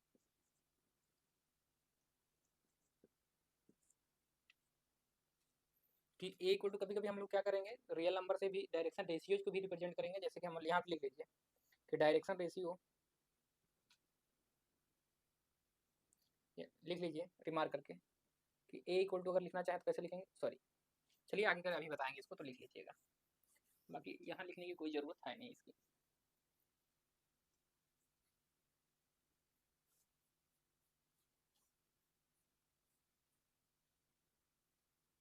या लिख ही लीजिए इसको भी रिमार्क करके।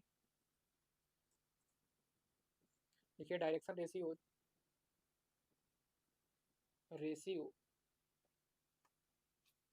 Direction ratios of a line are generally denoted by a real number, denoted by real number that is, कहने का मतलब है इसको भी किसी रियल नंबर से डिनोट करेंगे। जैसे वहाँ पर रियल एम लिए थे, यहाँ पर क्या लेंगे ए इक्वल टू क्या लिखेंगे lambda times cos alpha and B equal to lambda times cos beta and C equal to lambda times cos gamma. Clear. तो डायरेक्शन रेशियोज को हम किसी नंबर से डिनोट करते हैं। तो ए इक्वल टू हमारा क्या होगा lambda times cos alpha, beta B equal to क्या होगा lambda times cos beta and C equal to होगा लेमडा टाइम्स कॉस गामा। अब आप लोग जानते हैं कॉस अल्फा को किससे डिनोट करते हैं, क्या है डायरेक्शन कोसाइन है। तो डायरेक्शन कोसाइन को हम लोग एक नंबर से डिनोट करते हैं, तो इसको डायरेक्टली लिख सकते हैं आप लेमडा टाइम्स यल। इसको लिखना चाहें तो लिख सकते हैं B equal to lambda times B and यहाँ से लिखना चाहें तो सॉरी यम लिखेंगे एंड सी इक्वल टू लिखेंगे यहाँ से लेमडा टाइम्स यन। और यहाँ से देख रहे हैं किसके किसी एक जो कांस्टेंट है लेमडा के बराबर है, तो यहाँ से लिख लीजिएगा यहाँ पर lambda does not equal to zero, यहाँ पर सेमी कॉलन लगा के। क्लियर। तो यहाँ से हमारा क्या मिल गया कि जो हमारा लेमडा है does not equal to zero, इसको ध्यान रखिएगा, तो लेमडा जीरो के बराबर नहीं होना चाहिए। तो ए इक्वल टू अगर देखना चाहिए तो इसको लिख सकते हैं डायरेक्टली प्रोपोर्शनल टू यल, यहाँ से लिख सकते हैं B directly proportional to M and C the directly proportional to कहाँ पर एम पे, यानी किसके प्रोपोर्शनल है डायरेक्शन रेशियो। आप देख पा रहे हैं 3 नंबर्स हैं जो किसके प्रोपोर्शनल है, जो यल एम एन के। तो यल हमारा क्या है डायरेक्शन कोसाइन है, एम भी क्या है डायरेक्शन कोसाइन एंड एन भी क्या है डायरेक्शन कोसाइन। तो आप देख रहे हैं कि जो डायरेक्शन रेशियो है यल एम एन के क्या है प्रोपोर्शनल है। क्लियर है बातें सबको, बातें समझ में आ रही है यहाँ से। चलिए अब यहाँ से कुछ बातें देखेंगे और फिर रिमार्क में करके उसको लिखेंगे। तो इसको नोट कर लीजिए, फिर आगे बढ़ते हैं। चलिए अब यहाँ से देखिए, मान लीजिए एक लाइन है, ये हमारा क्या है कोऑर्डिनेट एक्सिस, ऐसे भी बना सकते, तीनों एक्सिस बनाइए Z X Y axis and Z axis तीनों। ये हम दिखा रहे हैं पॉजिटिव एक्स एक्सिस, ये हमारा positive Y axis and positive Z axis. हमने एक लाइन लिया, क्लियर, और हमने कहा कि यहाँ से बना रहा है 30 डिग्री, यहाँ से भी बना रहा है, कितना डिग्री बनाएगा यहाँ से 30, तो यहाँ से यानी क्या बनाएगा 60 डिग्री। और इसको मान ले रहे हैं हम लोग यहाँ से बना रहा है भी कितनी डिग्री मान लें बताइए, 30 डिग्री मान लें, चलिए 30 डिग्री मान ले रहे हैं यहाँ पे। तो बताइए इसके डायरेक्शन एंगल क्या होंगे। तो डायरेक्शन एंगल जब भी बात की जाएगी तो ये क्या हो जाएंगे 30, 60 एंड इतना। तो एक्स एक्सिस से बनाया जा रहा है तो पहले क्या लिखेंगे 30 डिग्री, और 30 डिग्री को अगर लिखना हो उसमें तो कैसे लिखेंगे π/6 एंड दूसरा बताना हो कि डायरेक्शन एंगल कितना है 60, तो 60 डिग्री को कितने कैसे लिखेंगे π/3 एंड जो तीसरा होगा हमारा 30 जेड एक्सिस से, तो इसको भी क्या लिखेंगे बताइए यहाँ से, तो 30 डिग्री जो कि इक्वल होगा π/6 के। क्लियर। तो इस तरीके से अगर पूछा जाए डायरेक्शन कोसाइन क्या होगा तो यहाँ से निकालेंगे इसका cos 30, तो 30 डिग्री निकालेंगे cos 30 कितना होता है √3/2। क्लियर। और यहीं पर बात करेंगे cos 60 की, तो cos 60 कितने बराबर होता है 1/2 एंड यहाँ पर फिर बात करेंगे cos 30 की, तो ये भी क्या आ जाएगा हमारा, ये आ जाएगा √3/2। अब देखिए जो हमने एंगल लिया है वो सही लिया है कि नहीं, अभी एक थ्योरम करेंगे तो उससे आप लोगों को क्लियर हो जाएगी यहाँ पर कि जो एंगल लिया है कि अगर कोई लाइन यहाँ से 60 डिग्री बनाएंगे, यहाँ से 30 डिग्री बना रही है, तो यहाँ से कितना एंगल बनाएंगे वो डिपेंड करेगा इसी बात पे। तो √3/2 का निकालेंगे तो आ जाएगा 3/2, इसका भी निकालेंगे तो 3/2 एंड इसका निकालेंगे 1/2, तो ये हो जाएगा 3 हो जाएगा 6/2 यानी 3, और इसका निकाल 3 आ जाएगा यहाँ से 6/2 आएगा प्लस 1/2, तो ये आ जाएगा 3 प्लस यहाँ से क्या आ रहा है, सॉरी सही है, यहाँ आ जाएगा 4, ये भी आ जाएगा 4, तो यहाँ से होगा 6/4 प्लस 1/2। अभी ये आपको नहीं समझ में आ रहा होगा, हम चेक कर रहे हैं कि सही एंगल लिए हैं कि नहीं वहाँ पे। तो ये आ जाएगा हमारा 3, यहाँ पर 4 ही रहेगा /4 प्लस 1/4, तो यहाँ से आ गया 4/4 यानी 1। ठीक है, बाकी अभी आप पढ़ेंगे थ्योरम तो आप भी चेक करना जान जाएंगे कि जो आप एंगल यहाँ पर लिए हैं, जैसे यहाँ 30 ले लीजिए यहाँ 30, तो यहाँ 30 होगा कि नहीं होगा। क्लियर। तो उस बारे में हम लोग चर्चा कर लेंगे अभी। तो इतनी बातें आपको समझ में आ गई होंगी सारी, तो इस तरीके से आप लोग निकाल सकते हैं। लेकिन एग्जाम में लिखना कैसे, इसको प्रॉपर लिखने का तरीका भी होना चाहिए, ऐसा थोड़ी नहीं लिख देंगे। अगर कोई दे दिया कि मान लीजिए एक लाइन है जो एक्स एक्सिस से इतना एंगल, वाई एक्सिस इतना एंड जेड एक्सिस से इतना, पॉजिटिव एक्सिस से मतलब पॉजिटिव एक्सिस से positive Y axis and positive Z axis से इतना एंगल बना रहा है, तो बताइए कि इसका डायरेक्शन एंगल क्या होगा। तो डायरेक्शन एंगल जब भी पूछा जाएगा तो ये एंगल जो होगा वही बताया जाएगा, वही क्या है इसका डायरेक्शन एंगल। लेकिन अगर पूछ लिया जाए डायरेक्शन कोसाइन क्या है तो कैसे बताएंगे, उसको लिखना पड़ेगा ना कितना है, तब बताएंगे इसका डायरेक्शन कोसाइन ये है ये है एंड ये है। ठीक। तो अगर लिखना चाहें तो एक क्वेश्चन के रूप में लिख सकते हैं, एग्जाम्पल के रूप में, ताकि आप लोगों को समझ में आ जाए। तो क्वेश्चन नंबर 1 करके इसको लिखिए, लिखिए अलाइन, लिखिए अलाइन, या ऐसे लिखिए, हाँ लिख लीजिए align makes an angle makes angles make the angles make an angle make an angles an मत लगाइए, एंगल्स लिख रहे हैं तो द लगा लीजिए, सबसे सही। मेक्स द एंगल्स क्या कितना डिग्री, 30 डिग्री, इसी को लिखिएगा पाई/6। दूसरा कितना है 60 डिग्री, पाई/3, कामा, और तीसरा कितना है 30 डिग्री जो कि है पाई/6। मेक्स द एंगल इतना इतना इतना विथ द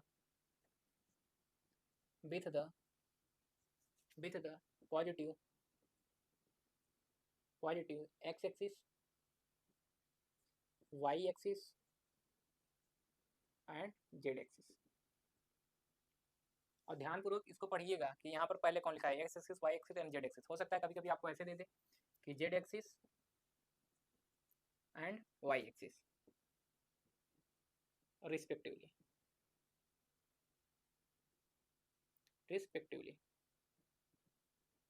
ये शब्द तो जरूर मिलेगा आपको, रिस्पेक्टिवली। तो यानी यहाँ पर जेड एक्सिस से कितना एंगल बन रहा है, 60 डिग्री, ना कि 30 डिग्री। तो इस बात का ध्यान में रखिएगा। तो चलिए यहाँ पर पहले हम लोग करते हैं वाई एक्सिस और यहाँ पर करते हैं जेड एक्सिस, तब ये क्वेश्चन सही रहेगा, ठीक। तो जेड एक्सिस रिस्पेक्टिवली। अब इसका सोल्यूशन कैसे लिखना है उसको लिख लीजिए, प्रॉपर कैसे लिखना है। Then find out the first लिखिए, फाइंड आउट द फर्स्ट में direction angles of this line and second लिखिएगा, सेकंड में क्या निकालें, डायरेक्शन कोसाइन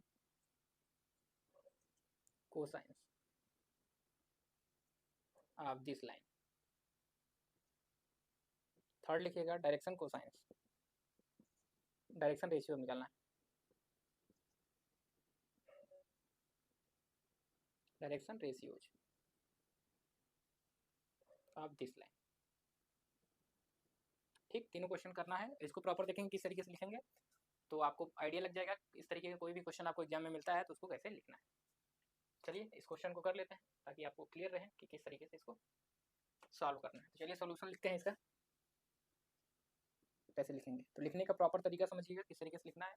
इंटर में जिस तरीके से आप लोग कर रहे थे अगर उस तरीके से यहाँ पर करेंगे तो क्वेश्चन नंबर नहीं मिलने वाले, ये तय है। अगर आप 5 नंबर का क्वेश्चन है तो आपको 1 नंबर या 2 नंबर ही मिलेगा ज़्यादा से ज़्यादा, अगर सही से नहीं लिखते हैं। तो यहाँ पर लिखने का बहुत इंपॉर्टेंट है। जैसे वहाँ पर मिल जाता था क्वेश्चन, प्रॉपर आप लोग क्वेश्चन सॉल्व कर देते थे, कोई लैंग्वेज लिखते नहीं थे, लेकिन यहाँ पर लैंग्वेज लिखना पड़ेगा।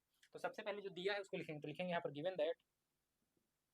गिवन दैट, फिर कामा, फिर सेमीकोलन, लिखेंगे गिवन दैट, क्या लिखेंगे यहाँ पर, अल्फा इक्वल टू मान के चल रहे हैं पाई/6, बीटा इक्वल टू कितना है हमारा पाई/3 एंड गामा इक्वल टू हमारा यहाँ पर कितना है पाई/6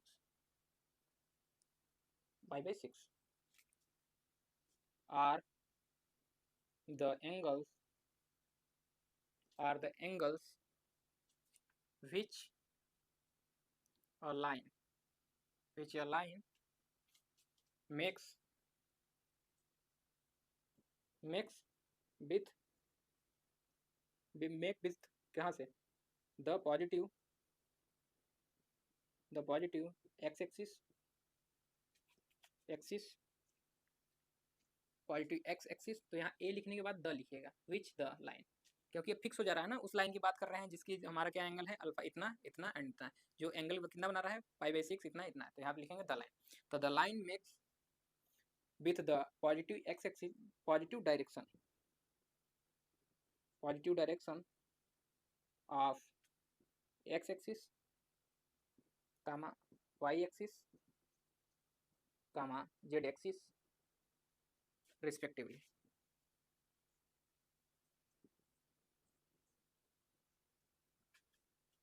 तो यहाँ से लिखेंगे देन जो हमारा क्या होगा पाई/6, अल्फा इक्वल टू पाई/6, तो बार बार अल्फा नहीं लिखना है, यहाँ लिखेंगे पाई/6 एंड पाई/3 कामा क्या है हमारा पाई/6 आर डायरेक्शन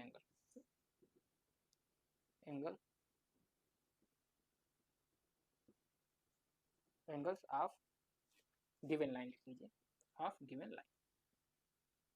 क्लियर। तो इस तरीके से हम लोग लिख देंगे ऑफ गिवन लाइन। तो यहाँ से हो गया, बातें क्लियर होंगी सबको। तो इस तरीके से लिखेंगे नाउ। और क्या निकालेंगे हम लोग, नाउ।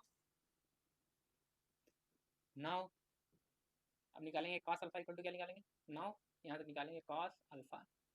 नाउ यहाँ से लिखेंगे now the direction ratio, the direction cosine निकालना है पहले, direction cosine of this line या given line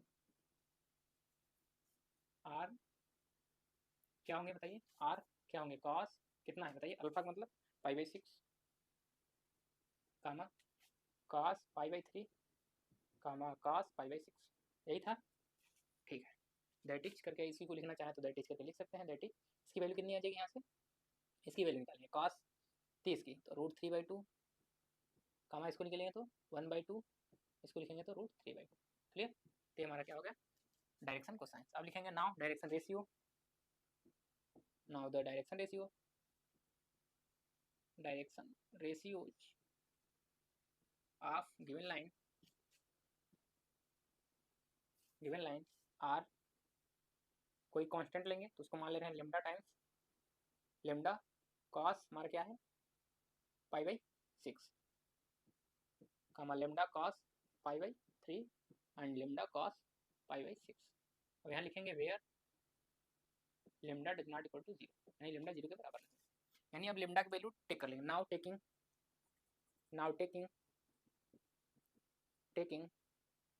lambda equal to जो भी आप वैल्यू लेना चाहें, जरूरी आपके ऊपर डिपेंड कर रहा है, जो आप लेना चाहें वो ले सकते हैं। तो हम 1 के लिए निकाल रहे हैं, लेमडा 1 इक्वल टू 1 ले या 4 ले लें, चलिए 4 ले लें, लेमडा 4 के लिए तो 4 देन यहाँ से लिख सकते हैं देन 4 इंटू इसकी वैल्यू कितनी है √3/2, तो यहाँ लिखेंगे √3/2 कामा इसको लिखेंगे कितना 1/2 इंटू में क्या है 4 लिखेंगे एंड √3/2 इंटू 4, लेमडा की वैल्यू हमने क्या लिए 4, यानी 4 टाइम्स पहले 4 लिखेंगे फिर 1/2 लिखेंगे, तो 4 इंटू 1/2 कामा 4 इंटू √3/2।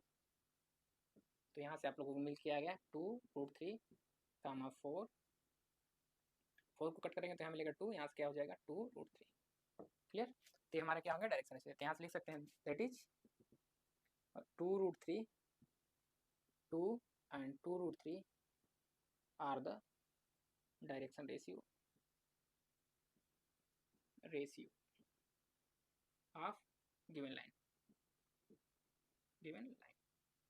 अब यहाँ पर बात आती है डायरेक्शन रेशियो में, जैसे हमने लेमडा इक्वल टू यहाँ पर हमने क्या ले लिया, लेमडा इक्वल टू हमने क्या लिया यहाँ पे 4 लिया, कोई और वैल्यू ले सकता है, लेमडा इक्वल टू 3 ले सकता है, लेमडा इक्वल टू 1 ले सकता है। तो जो हमारे डायरेक्शन रेशियो आएंगे तो अलग अलग आएंगे, जैसे कोई ले लिया लेमडा इक्वल टू 1 तो नाउ टेकिंग फॉर लिख सकते हैं, फॉर लेमडा इक्वल टू 1 के लिए, तो लेमडा इक्वल टू 1 के लिए लिखेंगे तो क्या आ जाएगा हमारा यही वैल्यू आ जाएगी √3/2 क्या आएगा 1/2। अब यहाँ से इसी से कॉन्सेप्ट निकलेगा वो ध्यान रखिएगा √3/2। अगर मान लीजिए कोई lambda equal to for lambda equal to 2 के लिए निकाले तो लेमडा इक्वल टू 2 रखेंगे तो जैसे ही 2 रखेंगे तो 2 से 2 कैंसिल आउट, तो यहाँ से क्या आया 3 1 आ गया एंड यहाँ से आया √3। तो इस तरीके से हमारी वैल्यू आ रही है। तो आप देख रहे हैं एक ही लाइन के जो डायरेक्शन रेशियो हैं क्या आ रहे हैं अलग अलग आ रहे हैं, जबकि डायरेक्शन कोसाइंस हमारे क्या आ रहे हैं एक ही आएगी, मतलब एक ही वैल्यू निकल के आएगी डायरेक्शन कोसाइन की। अगर ए आ गया यल की वैल्यू इतना, एम की वैल्यू इतना, एन की वैल्यू इतना, तब यल एम एन की वैल्यू बदल नहीं सकती। यानी किसी भी लाइन की जो डायरेक्शन कोसाइंस होते हैं वो क्या होते हैं यूनिक होते हैं, जबकि डायरेक्शन रेशियो जो होते हैं वो यूनिक नहीं होते हैं, वो मेनी हो सकते हैं, यानी कि इनफाइनाइटली मेनी। यानी लेमडा की वैल्यू अगर हमारा लेमडा क्या है रियल नंबर, अगर कहते हैं कि लेमडा बिलोंग्स टू कहाँ रियल नंबर के सेट में, यानी लेमडा की वैल्यू हम कुछ भी ले सकते हैं, यानी रियल नंबर लेंगे और जो हमारी लेमडा की वैल्यू होगी 0 नहीं होती, यहाँ से लिखेंगे डज नॉट 0, तो इस तरीके से लिखेंगे बिलोंग टू रियल नंबर। तो आप लोग जब रियल एनालिसिस पढ़ेंगे तो ये सारी सिंबल बताए जाएंगे, यानी lambda does not equal to 0 और कहाँ से बिलोंग कर रहा है आर से, यानी लेमडा की चॉइस कहाँ से है आर से, हम लोग लेमडा की वैल्यू रख सकते हैं। यानी हम सेट लेमडा को कहाँ लेंगे सेट आर से, और सेट आर रियल नंबर में से कौन कौन से वैल्यू आते हैं पॉजिटिव निगेटिव फ्रैक्शनल वाले वो सारे वैल्यू आ जाते हैं। क्लियर है बात सबको। तो हम लेमडा की वैल्यू क्या रखते हैं इनफाइनाइटली मेनी, क्योंकि रियल नंबर में कितने नंबर्स होते हैं बहुत सारे, आप 100 200 300 500 1 लाख 1.5 लाख जितना लेना चाहें उतना ले सकते हैं, यानी इसकी चॉइस क्या है इनफाइनाइटली मेनी, आप चाहे जो वैल्यू ले सकते हैं। तो यहाँ पर डायरेक्शन रेशियो यानी पूछ लिया जाए किसी भी लाइन की जो डायरेक्शन रेशियोज होते हैं वो क्या यूनिक होते हैं, 1 होती हैं 2 होती हैं 3 होती हैं 4 होती हैं, कितने होते हैं इनफाइनाइटली मेनी। तो यहाँ से आपको पता चल गया किसी भी लाइन का जो डायरेक्शन रेशियो होता है वो यूनिक नहीं होता है, जबकि डायरेक्शन कोसाइन क्या होता है वो यूनिक होता है। क्लियर। क्योंकि डायरेक्शन रेशियो किस पे डिपेंड कर रहा है लेमडा पे डिपेंड कर रहा है कि लेमडा की वैल्यू आप क्या ले रहे हैं, जबकि ये तो किसी पे नहीं डिपेंड कर रहा है, किसी भी लाइन की एक बार एंगल आपका बन गया तो फिक्स हो गया। क्लियर। चलिए तो इसको लिख लीजिए प्रॉपर, तो ये हमारा हो जाएगा यहाँ से आंसर। तो एक ही के लिए निकालना था, अगर आप एग्जाम में लिखना चाहें तो एक ही के लिए लिखना है, डायरेक्शन रेशियो पूछा गया, आप लेमडा की वैल्यू अलग अलग स्टूडेंट अलग अलग लेंगे तो उनका आंसर अलग लगाएगा, तो उनका क्वेश्चन गलत नहीं हो जाएगा। ठीक। बहुत लोग पूछते हैं कि क्या हमारा, मान लीजिए हमारा आंसर अलग आ गया, उनका आंसर अलग, ऐसा नहीं होगा, सबका अलग डायरेक्शन रेशियो अलग अलग होते हैं, इनफाइनाइटली मेनी होते हैं, तो यहाँ पर आंसर गलत होने की बात ही नहीं। क्लियर? तो इसको नोट कर लीजिए, फिर रिमार्क लिखते हैं, इसी बात को लिखेंगे जो यहाँ से दिख रहा है आपको, कि किसी भी लाइन के जो डायरेक्शन को साइंस होते हैं यूनिक होते हैं, और जो डायरेक्शन रेशियोज होते हैं वो इनफाइनाइटली मेनी होंगे। तो इसको नोट पॉइंट में करके लिखेंगे हम लोग, और फिर एक प्रूफ भी करेंगे अभी हम लोग। तो रिमार्क कर लें, फिर उसके बाद प्रूफ पे चलते हैं।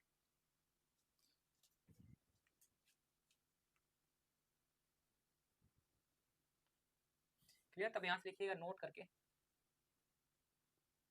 नोट, तो नोट नंबर 1 रहेगा, उसको लिखिएगा। तो यहाँ से लिखिए, बाय डिफिनीशन,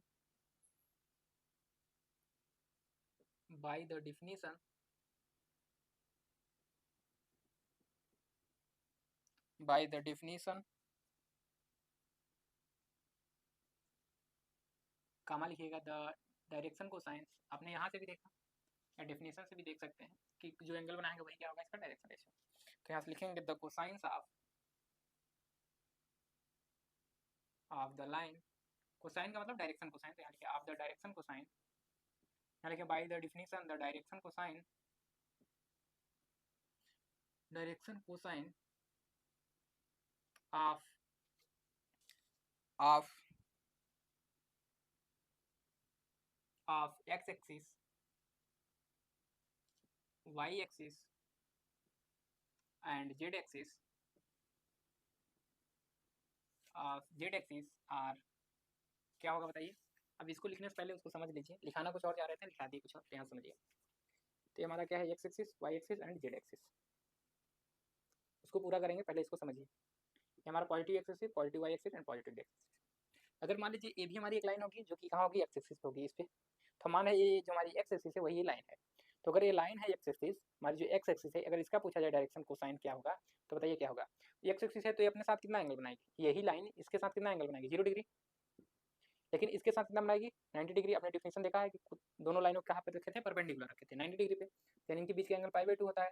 और जो जेड एक्सिस होता है वो तीनों, मतलब तीनों लाइनें क्या होती हैं, एक दूसरे से 90 डिग्री होती है, यानी तीनों डिग्री क्या, तीनों के बीच का एंगल कितना होता है, 90 डिग्री, यानी इसके बीच का भी एंगल कितना होगा, 90 डिग्री, एंड इसके बीच का एंगल भी कितना होगा, 90 डिग्री। तो आप देख रहे हैं, तो जो हमारी इसी एक्स एक्सिस की बात की जाएगी, तो एक्स एक्सिस खुद के साथ तो 0 एंगल बनाएगी, लेकिन वाई एक्सिस के साथ 90 डिग्री एंड जेड एक्सिस के साथ कितना एंगल बनाएगी, 90 डिग्री। यानी एक्स एक्सिस के इधर कितना बना, 0 डिग्री, वाई एक्सिस के साथ कितना डिग्री बना, पाई/2 degree angle, and Z axis के साथ कितना एंगल बना, 90 डिग्री, यानी पाई/2 डिग्री एंगल। तो डायरेक्शन जो हमारा कोसाइन होता है यही कहता है कि कोई भी line positive x axis, positive Y axis and positive Z axis से कितना एंगल बनाएगी। तो आप देख रहे हैं 0 एंगल, पाई/2 एंड पाई/2 एंगल बना रही है। तो यहीं पर इसका कोसाइन निकालेंगे, तो कॉस 0, कॉस किसके लिए, एक्स एक्सिस के लिए देख रहे हैं, x axis positive x axis के लिए, ठीक। तो यहाँ इतना हो गया पाई/2, और इसके लिए देखेंगे तो कितना हो जाएगा, cos पाई/2। तो इसकी वैल्यू क्या आएगी, cos 0 की वैल्यू 1, इसकी वैल्यू क्या आ जाएगी 1, सॉरी 0, इसकी वैल्यू 0। तो क्या आया इसका डायरेक्शन को साइन 1 0 0, किसका, एक्स एक्सिस का। ठीक, इसी प्रकार वाई एक्सिस का देखेंगे तो देख रहे हैं एक्स एक्सिस में कौन सा 0 हो रहा है कोऑर्डिनेट, एक्स कोऑर्डिनेट। और फिर वाई में देखेंगे तो वाई अपने साथ कितना एंगल बनाएगा, 0 डिग्री, यानी जो ये वाला एंगल होगा क्या हो जाएगा, 0। तो वाई एक्सिस की बात करेंगे यहाँ पे, तो ये 0 हो जाएगा, बाकी के साथ कितना होगा पाई/2। तो यहाँ से जैसे ही बनेगा तो इसकी वैल्यू 0 हो जाएगी, बाकी सारी 0, यानी Y for Y axis, for Y axis कितना आएगा, ये हो जाएगा पाई/2, और ये कितना हो जाएगा 0, यहाँ पाई/2। तो यहाँ से इसकी वैल्यू क्या आ गई 0, यहाँ पे 1, यहाँ पे 0। तो आप देख रहे हैं जिसके साथ जिसका निकाल रहे हैं उसका क्या आ रहा है, 1 आ रहा है, बाकी दो का क्या आ रहा है, 0 आ रहा है।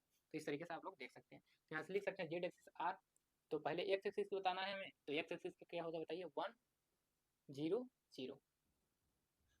अब यहाँ से लिखें वाई एक्सिस के लिए क्या लिखेंगे, 0 1 0, एंड जेड एक्सिस के लिए 0 0 1 रिस्पेक्टिवली। बात समझ में आई? यानी किसी भी X axis, Y axis and Z axis की बात की जाएगी, उसके डायरेक्शन कोसाइन की बात की जाएगी, तो क्या आएगा 1 0 0 0 1 0 0 0 1। क्लियर? तो ये एक्स एक्सिस का है, वाई एक्सिस एंड ये जेड एक्सिस का। क्लियर है बातें?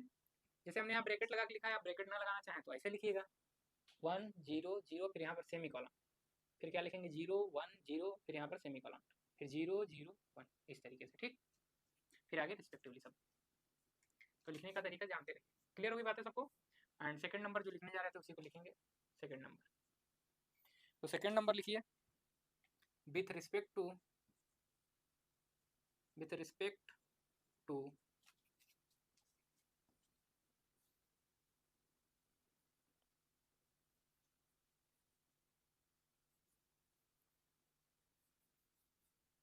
with respect to a frame of reference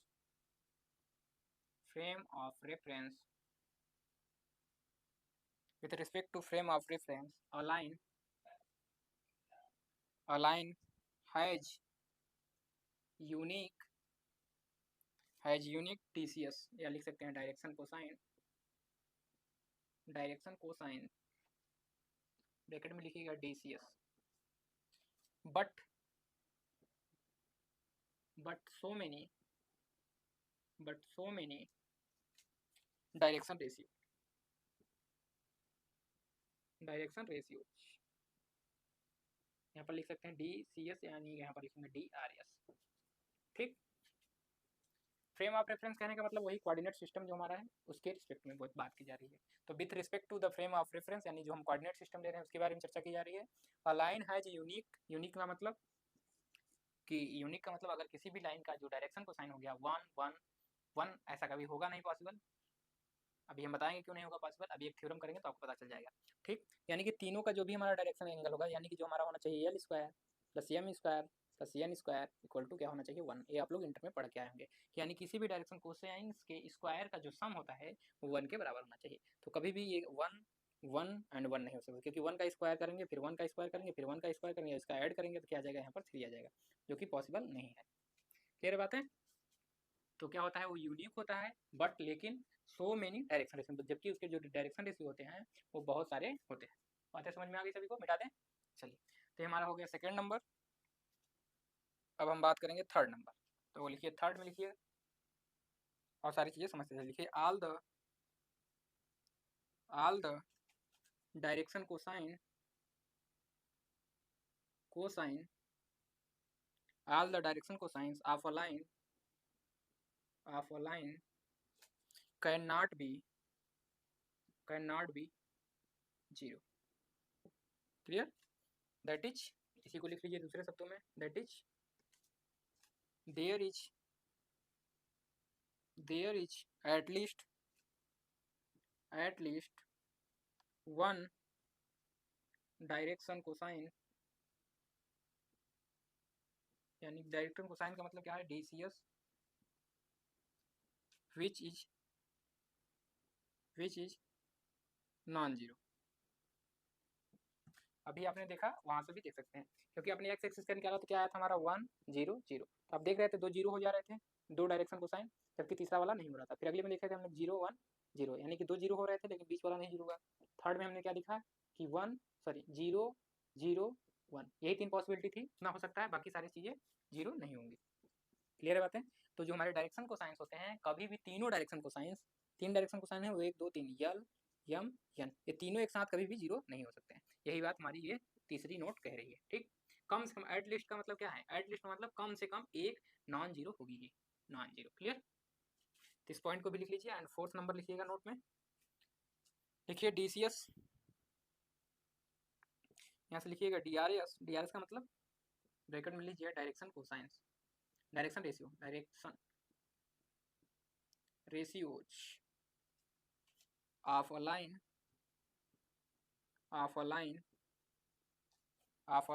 are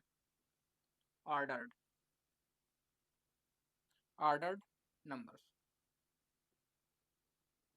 clear? तो इसको भी नोट कर लीजिए, बाकी सारी चीज़ें हम लोग आगे करते हैं। ठीक, तो ये जो हमारे नोट्स थे सारी चीज़ें हमने नोट्स कर लिया है। समझ में आ गई सबको बातें? चलिए, तो ये रिमार्क था, तो आज के लिए हम लोग इतना ही रखेंगे और कल हम लोग करेंगे इससे आधारित एक थ्योरम। हम लिख दे रहे हैं, बाकी आप लोग उसको समझिएगा एंड करने का प्रयास करिएगा उसको। तो हम बता दे रहे हैं कल क्या हम लोग करने जाएंगे इससे रिलेटेड जो थ्योरम होगा, फर्स्ट थ्योरम जो होगा हमारा। आज लिख दे रहे हैं थ्योरम को, नोट कर लीजिए, कल इसका प्रूफ करेंगे हम लोग। देखिए, the sum of the square of the direction cosines of a line is unity. ये पूछा भी गया है एग्जाम में, तो इसको स्टार कर लीजिएगा, इंपॉर्टेंट है। 5 नंबर में भी पूछा जा सकता है या 2 मार्क्स में। ऊपर लिख लीजिएगा 2 मार्क्स और 5 मार्क्स, इनके ऊपर डिपेंड करता है पूछने वाले के ऊपर। तो 2 मार्क्स या 5 मार्क्स। यूनिटी का मतलब 1, यानी जो हमारा यल है, यम एंड यन, ये क्या है, डायरेक्शन कोसाइन है, तो इनके स्क्वायर का जो सम होगा M square plus N square बराबर क्या होगा, 1 होगा। दैट इज करके लिख सकते हैं, that is l square plus m square plus N square बराबर 1। वेयर यहाँ लिख सकते हैं आगे, where l m n are direction cosines of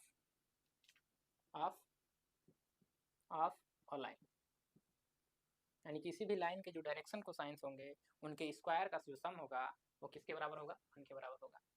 तो इसी से हम लोग बता पाते थे कि जो हमारा होगा किसी भी लाइन का जो होगा, तीनों जो एल एम एन है तीनों की वैल्यू 0 नहीं होगी। अगर मान लीजिए अगर इसकी भी वैल्यू 0 हो गई, एम की भी वैल्यू 0 हो गई और एन की वैल्यू 0 हो गई, तो आप इसका स्क्वायर करेंगे प्लस इसका भी स्क्वायर करेंगे प्लस इसका भी स्क्वायर करेंगे तो क्या आएगी 0 के बराबर, जो कि 1 के बराबर नहीं। तो क्या बात सही है, नहीं है। यानी इसी वजह से जो किसी भी लाइन का जो डायरेक्शन को साइंस होते थे तीनों 0 नहीं होते थे। ठीक, इतनी बातें समझ में आ गई, क्लियर है बातें सबको। चलिए, और डायरेक्शन को साइंस एक डायरेक्शन रेशियो से आप समझ लीजिए डायरेक्शन रेशियो का क्या मतलब है। जैसे मान लीजिए हम कोई लाइन ले रहे हैं 5 यूनिट का, मतलब इसकी मान रहे हैं 5 यूनिट या 5 मीटर ठीक, और इसका जो डायरेक्शन एंगल आया, जैसे हमने लिया था 1/2 क्या लिया था, रुक यहाँ से मान लेते हैं, √3/2 हमने लिया था, एक लिया था 1/2, अगला लिया था √3/2, इस तरीके से हमने कुछ लिया था। तो इस तरीके से हमने लिया था, तो अगर इसका जो डायरेक्शन रेशियो जब निकाल रहे थे हम लोग, तो इसमें कुछ मल्टीप्लाई कर रहे थे, तो क्या होता है डायरेक्शन रेशियो जो हमारी लाइन रहती है उसके लेंथ को चेंज कर देता है, बस और कुछ नहीं करता है। उतना ही एंगल रहेगा, बस इसके जो लेंथ को क्या करेगा, बढ़ा देगा। ठीक, तो जो हमारा लेंथ होगा इसी को इंक्रीज करता चला जाएगा। तो अगर बड़ी वैल्यू लेते चले जाएंगे लेमडा की, तो उसकी लेंथ बढ़ेगी, बाकी जो एंगल होगा x axis Y axis z axis से तो चेंज नहीं होगा। अगर किसी भी लाइन इसी लाइन का लेंथ बढ़ाएंगे तो क्या एंगल एक्स एक्सिस से दूसरा बनाएगा या वाई एक्सिस से जेड एक्सिस से नहीं। यानी जब भी किसी भी डायरेक्शन कोसाइन में किसी भी नंबर से मल्टीप्लाई करते हैं, मान लीजिए हम 5 से मल्टीप्लाई किए इसमें, तो इसकी वैल्यू तो चेंज ही होगी, तो वैल्यू चेंज होगी। फिर 10 से मल्टीप्लाई किया तो फिर भी इसकी वैल्यू चेंज होगी, कुछ और वैल्यू आएगा। फिर अगर 15 से चेंज करेंगे तो इसकी वैल्यू चेंज होगी। तो यहाँ पर वैल्यू जो चेंज हो रही है, यहाँ पे चेंज हो रही है, वो किसको दिखाता है, इसके लेंथ को दिखाता है। जो हमारा लाइन है उसकी लेंथ क्या होगी, बढ़ेगी कि घटेगी। क्लियर, क्लियर है, बढ़ भी सकती है घट भी सकती है। किस तरीके के नंबर से आप मल्टीप्लाई करें, मान लीजिए आप जैसे हमने किया 1/2 से मल्टीप्लाई किया तो हो सकता है घट भी सकता था, बढ़ भी सकता है, डिपेंड करेगा वो। ठीक, तो लेंथ को बताता है कि लेंथ बढ़ेगा कि घटेगा डायरेक्शन रेशियो, जब हम उसमें मल्टीप्लाई किसी नंबर से मल्टीप्लाई कर देते हैं। तो डायरेक्शन रेशियो वो यही बताता है कुछ क्या होता है रेशियो, अगर अलग अलग लिख रहे हैं तो जो लेंथ होता है लाइन का वो अलग अलग हो जाएगा, वो बाकी जो एंगल बनाएगा वो सेम ही बनाएगा। क्लियर, बातें समझ में आ गई किस सबको। चलिए, तो कल हम लोग देखेंगे कि इसका प्रूफ कैसे होगा। आज भी करा सकते थे लेकिन वीडियो लंबा हो रहा है, अगर ज़्यादा वीडियो लंबा रहता है तो आपको भी देखने में परेशानी होगी, आपका पेशेंस लेवल उतना हो सकता है ना हो। शॉर्ट्स का ज़माना चल रहा है, रील्स का ज़माना चल रहा है, तो रील्स 1 मिनट में आप लोग देख के ऊपर कर लेते हैं, जज कर देते हैं कि वीडियो अच्छा है या ख़राब है। 1 मिनट भी नहीं लगता, मतलब 30 सेकंड से अंदर ही, लगभग कहते हैं 10 सेकंड में आप लोग पता कर लेते हैं कि वीडियो कैसा है। फिर उसके बाद स्क्रॉल कर देते हैं, वीडियो आगे बढ़ जाता है। ठीक, तो कल इसको देखेंगे हम लोग अच्छे से, इसका प्रूफ देखेंगे। और वीडियो आप लोगों को कैसा लगा आप लोग जरूर बताइएगा। बाकी जो लोग अभी तक टेलीग्राम से नहीं जुड़े हो, टेलीग्राम देख लीजिए, टेलीग्राम ग्रुप SANJEET,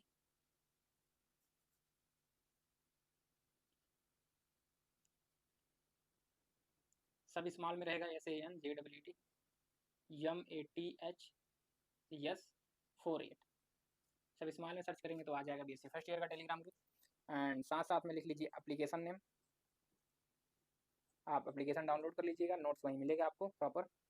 तो प्ले स्टोर पर जाइएगा और सर्च करिएगा विजय धनुष लर्निंग ऐप।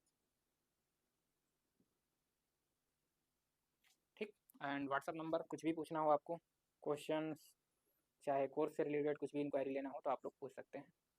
99 36 53 14 53, इस नंबर पे कॉल करेंगे तो आपको कोर्स से रिलेटेड जानकारी मिलेगी। लास्ट में 3 है, एंड 8400 85 86 93, इन सब पे जब भी कॉल करिएगा तो केवल कोर्स से रिलेटेड इंक्वायरी लीजिएगा कि वीडियो लेक्चर कैसे मिलेगा और सारी चीज़ें जो भी जानकारी आपको चाहिए उस तरीके से। बाकी स्टडी से रिलेटेड जो भी आपकी जानकारी चाहिए आप इस नंबर पर कॉल कर लीजिएगा, पर्सनल नंबर है तो आप लोग लिख लीजिए 88 0, लिख लीजिए 88 0 80 23 920। मान लीजिए आप कॉल कर रहे हैं, हम कॉल नहीं उठा रहे, एक बार कॉल करने से पहले मैसेज जरूर छोड़िएगा, ठीक। तो व्हाट्सएप पे मैसेज कर दीजिएगा, इस नंबर को लिख लीजिए 88 080 23 920। तो ये मेरा नंबर है, तो आप लोग इस पर मैसेज कर दीजिएगा। क्वेश्चन भी पूछना होगा तो इसी नंबर पे मैसेज करिएगा, और ज़्यादा अर्जेंट हो तब कॉल करिएगा इस पर, बाकी इस दोनों नंबर पर आप लोग कॉल कर सकते हैं, ठीक। समझ में आ गई? तो इन लोगों से क्वेश्चन मत पूछिएगा, इन लोगों से कोर्स से रिलेटेड जो भी जानकारी आपको चाहिए उसको पूछिएगा इस नंबर एंड इस नंबर से, तो आपको बता देंगे। बाकी इस नंबर पे जब कॉल करेंगे क्वेश्चन पूछना होगा तो हम आपको बताएंगे क्वेश्चन, एंड जो भी आपको लगता है कि नहीं हमसे इन्हीं से बात करनी है तो आप इस नंबर पे कॉल करिएगा। हो सकता है हम जल्दी ना उठाएं, तो आप लोग मैसेज छोड़ दीजिएगा, हम मैसेज देख लेंगे, अगर हमें लगेगा कि हाँ इंपॉर्टेंट है इनका क्वेश्चन तो हम आपसे कॉल बैक कर लेंगे, ठीक है। चलिए, तो आज के लिए हम लोग इतना ही रखते हैं, बाकी वीडियो कैसा लगा आप लोग कमेंट में जरूर बताइएगा। तो चलिए इस वीडियो को आप यहीं एंड करते हैं, बाकी वीडियो देखने के लिए आप सभी का बहुत बहुत धन्यवाद।